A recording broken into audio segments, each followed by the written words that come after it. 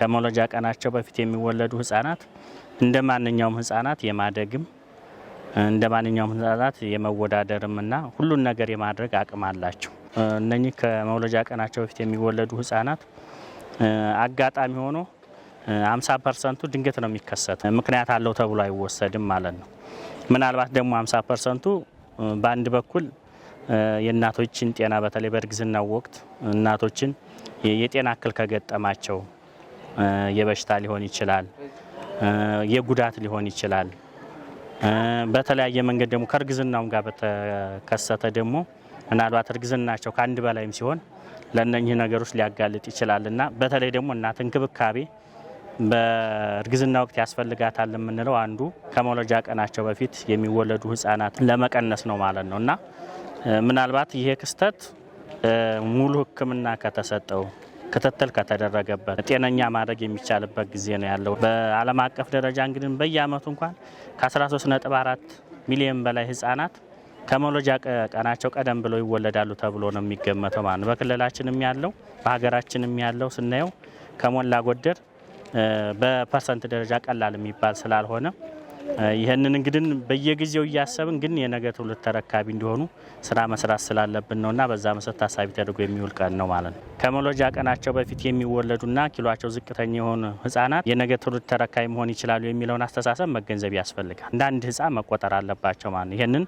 በማህበረሰቡ ደረጃ ኖርማል ነው ተብሎ መወሰድ አለበት። ክትትል ከተደረገ ሕክምና ከተሰጠ እነኚህ ህፃናት ነገ ትልቅ ደረጃ ላይ አድገው ተመራማሪ መሆን ይችላሉ፣ የሀገር ተረካቢ መሆን ይችላሉ የሚሉትን ነገሮች በማህበረሰብ ደረጃ ይህን ግንዛቤ ይዞ ክትትል ያስፈልጋል ማለት ነው። በሁለተኛ ደረጃ እንደዚህ ያለ ነገር ሲያጋጥም በተቋም ደረጃ ደግሞ ለየት ያለ እንክብካቤ ያስፈልጋቸዋል ከሙያተኛው ማለት ነው።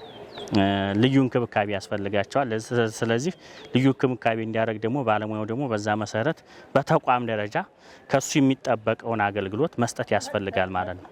ለምሳሌ አንዱ ወዲያው እንደተወለዱ ከመውለጃ ቀናቸው በፊት የተወለዱ ህፃናት ልዩ እንክብካቤ የሚያስፈልጋቸው ምናልባት በተለይ ደግሞ ሙቀት እንዲያገኙ በማድረግ ለተለያየ ኢንፌክሽን ወይም በሽታ እንዳይጋለጡ በማድረግ እና ምናልባት ያላደገው አካላቸው በደንብ እንዲያድግ የህክምና ድጋፍ ያስፈልጋቸዋል። እነኚህ ማድረግ ያስፈልጋል ማለት ነው። ለዚህ ደግሞ ተቋሞቻችን ማዘጋጀት፣ ግብአት ማሟላት እና በወቅቱ ህክምናውን መስጠት ከአቅም በላይ ከሆነ ደግሞ ወደሚቀጥለው ህክምና ደግሞ ተቋም ሪፈር ማለት ያስፈልጋቸዋል ማለት ነው። ወላጆች ሁለቱም ወላጆች እናትም አባትም ተሳትፎ ያስፈልጋቸዋል። መጀመሪያ ላይ ልጃችን ነው ማደግ ይችላል የሚለውን አስተሳሰብ መያዝ ያስፈልጋል። ሁለተኛ ከማህበረሰቡ የሚመጣውን ተጽዕኖ ደግሞ በጋራ በትብብር መደጋገፍ ያስፈልጋል። አሁን ቅድም ያየነው እንደዛ ነው። እንግዲህ እናት ይህንን ስትንከባከብ አባት ደግሞ ሌሎቹ እናት የምትሰራቸውን ስራዎች ደግሞ በጎን ለጎን መስራት አለበት ማለት ነው። ስለዚህ ልጅም የሚያድገው በጋራ ነው። ግን ደግሞ ይሄ ከዛ የበለጠ ደግሞ ትብብር ያስፈልገዋልና በእምነት ይዞ ያንን ማከናወን አለባቸው። እንደ ክልል የክልል ጤና ቢሮ የሚሰራቸው ስራዎች እንደተጠበቁ ሆኖ በተለይ አሁን እየተከበረ ያለው ያለጊዜያቸው የሚወለዱ ጨቅላ ህጻናትን አስመልክቶ በዓለም አቀፍም ደረጃ በሀገር አቀፍም ብሎም በክልል ደረጃ እየተከበረ ያለበት ሁኔታ ነው ያለውና ከዚህ ጋር ተያይዞ እንደ ሆስፒታል በተለይ ያለጊዜያቸው የሚወለዱ ህጻናትን በህይወት ለማቆየት የሚሰሩ ስራዎች አሉ። ከነዛ መካከል ደግሞ አንደኛው በተለይ የሚያስፈልጉ ግብአቶችን ማሟላት ነው። ይህም ስንል በተለይ ለክፍሉ የሚያስፈልጉ አሉ የማሞቂያ ክፍሎች፣ ለማሞቂያነት የሚያገለግሉ የህክምና መሳሪያዎች ጨምሮ ሌሎች አስፈላጊ የሚባሉ ዘመናዊ የህክምና መሳሪያዎችን በተቋሙ ደረጃ የማሟላት ስራ እየተሰራ ያለበት ሁኔታ አለ። ከዛ በተጨማሪ ደግሞ ካንጋሮ ማዘር ኬር የሚባል አለ።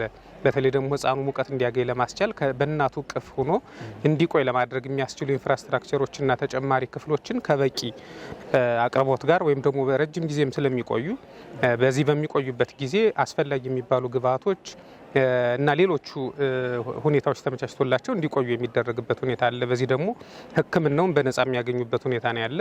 ህክምናውን ከነጻ ከማግኘታቸው በተጨማሪ ሌሎች የምግብና ሌሎች አቅርቦቶችን እንዲሁም የማቀፊያ ፎጣና ሌሎችን ጨምሮ ተቋሙ በነጻ እያቀረበ ያለበት ሁኔታ አለ፣ መድኃኒቶችን ጨምሮ ማለት ነው። ስለዚህ አስፈላጊ የሚባሉ የህክምና ግብአቶችን፣ አስፈላጊ የሚባሉ የማስፋፊያ ቦታዎችንና አስፈላጊ የሚባሉ ሌሎች የባለሙያ ስልጠናዎችን በመስጠት ተቋሙ እንደ ተቋም በተለይ ብዙ ስራዎችን እየሰራ ያለበት ሁኔታ ነው ያለ። ባለሙያውንም ቢሆን በእውቀት በክህሎት የበቃ እንዲሆን ለማስቻል ብዙ ስልጠናዎችን በተከታታይ እየሰጠን ያለንበት ሁኔታ ነው ያለው ማለት ነው። ስለዚህ በአጠቃላይ በሆስፒታላችን ውስጥ የነበረው እነዚህ ስራዎችን በመስራታችን ምክንያት ከፍተኛ የነበረው የሞት ምጣኔ በአሁኑ ሰዓት በእጅግ ዝቅተኛ ወደሆነ ቁጥር ወይም ደግሞ ፐርሰንት ማውረድ ችለናል ማለት ነው። ስለዚህ ያለ ጊዜያቸው የሚወለዱ ጨቅላ ህጻናት በሆስፒታላችን ከተለያዩ ተቋማት ሪፈር ተብሎ ስለሚመጡ ይሄ ደግሞ የመጨረሻው የሪፈራል ማዕከልም እንደመሆኑ መጠን በዛ ደረጃ የሚመጥን ተቋም እንዲሆን ብዙ ስራዎችን እየሰራን ያለንበት ሁኔታ ነው ያለው።